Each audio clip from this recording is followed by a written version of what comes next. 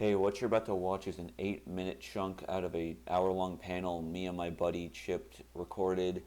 It was going to be about Pokemon YouTubers, but unfortunately my camera crapped out and didn't record the whole panel.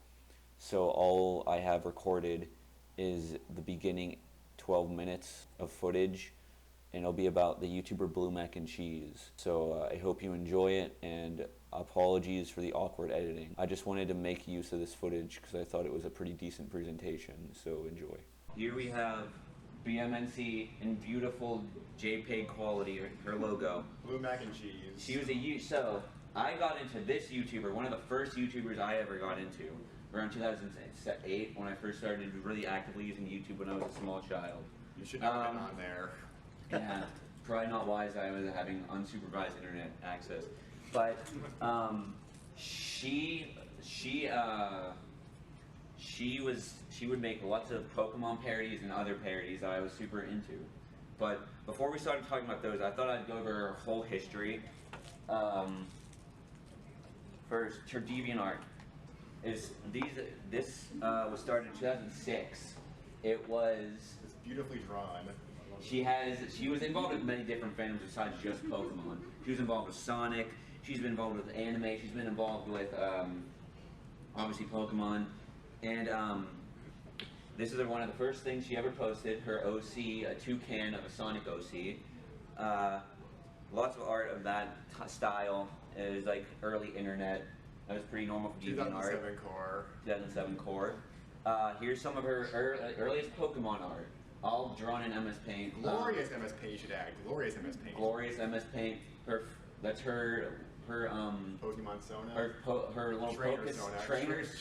Little Trainer Sona Flary. She loved to ship herself with this guy Rourke. He was kind of like the new hotness. He was like, because Gen 4 had just come out. He was one of the gym leaders from Gen 4. He's off-color Brock, if you can remember him. He's worse Brock. Shasta brand Brock.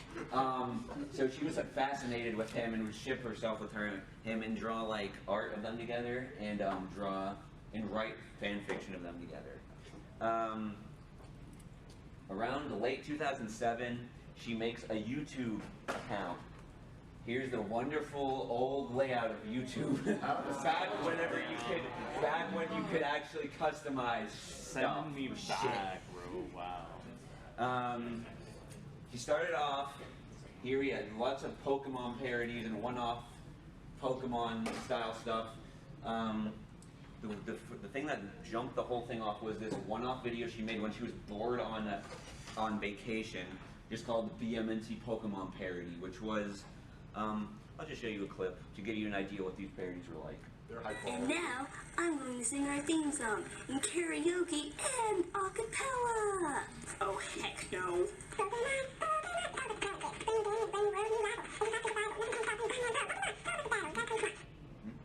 So epic random humor. The general formula would be epic random humor, and then they're going from gym to gym, and he's being utterly incompetent. Ash is utterly incompetent in this series. Pokeball. So here we see him Ash, this is a refrigerator. throwing out random objects. What? Very funny. Never mind. Onyx, use double edge. Of its time. So all drawn in MS Paint, like pretty much similar style, but more chibi than her other art. So it was really formulaic. It was just like kind of like that for like 5 videos. It was the greatest YouTube content ever seen. This is the first Pokemon parody. This was kind of like BMNC. She had a claim to fame from these videos. She got like millions of views from them because it was like I think she was one of the few people to actually make Pokemon parodies at the time, like 2007. So it was kind of a novel concept. Oh well, Pokemon parody.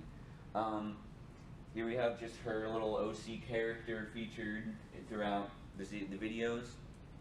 Later on, she got involved with the fandom of Kiroro Gunso or Sergeant Frog, which was a decently popular anime at the time, and this is one of her OCs. And she decided to start a series of parodies of that, and here we have an epic clip of her parody of that. It's a nice UFO.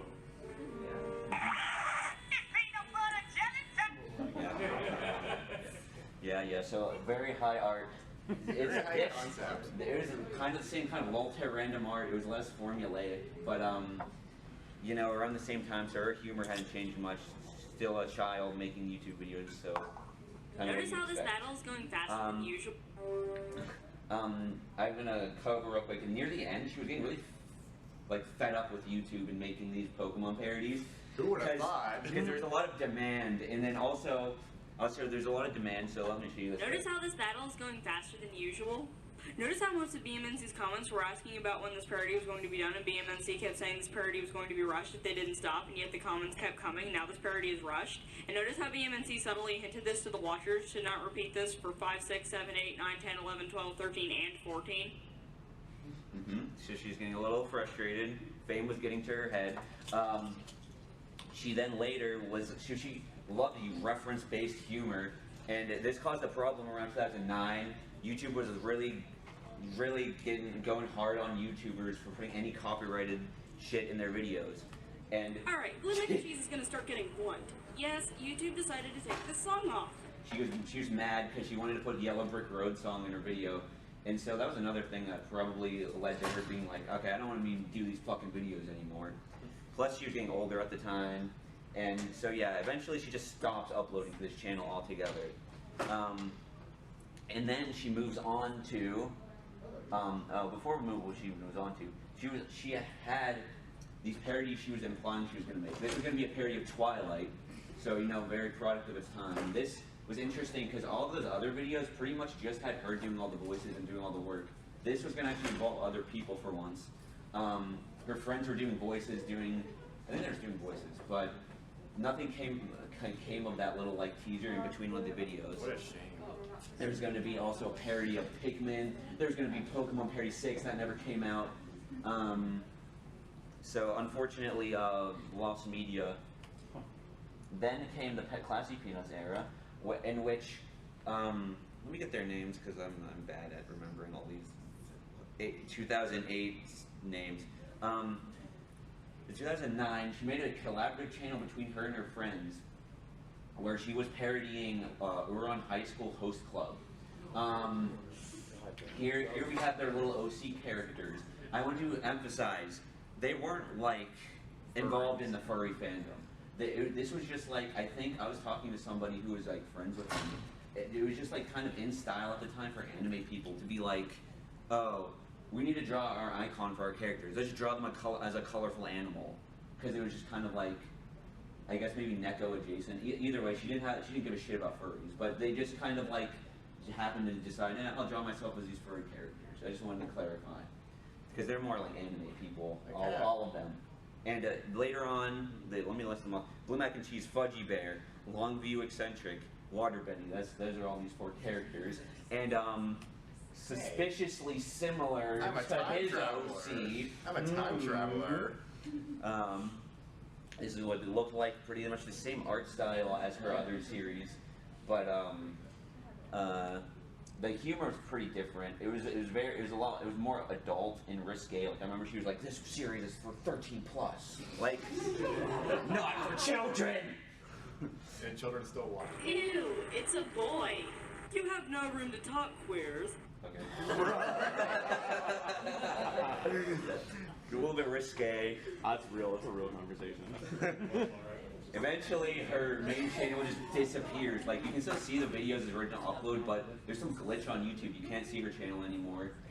Unfortunately, you can watch the videos on her channel, but you can't look at her channel anymore, which is really weird. I've never seen this glitch before. It's weird. So, goodbye. Unfortunately, rest in peace, Bloomacncheez. Later on, she got involved with other fandoms on her, because she still kept kind of posting on her DeviantArt and Tumblr and whatnot.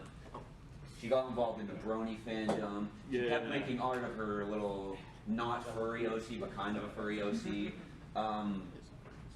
Basically, all that I said at the very end before the video cut me off was she got involved with a handful of fandoms after she stopped uploading videos. Persona. She got involved with the Free fandom and Walking Dead. She planned on making a parody of Persona and even had art drawn of this hypothetical parody, but nothing came of it. And then eventually around 2017, she just stopped posting art altogether around the time she started going to college and became busy with being an adult. and didn't have time to make silly MS Paint parodies anymore. And that's basically all I said at the end of the Blue Mac and Cheese part. We talked about 2 other YouTubers, but I don't want to spoil them. I may or may not repurpose those for future lectures. We will see in the future. Okay, bye.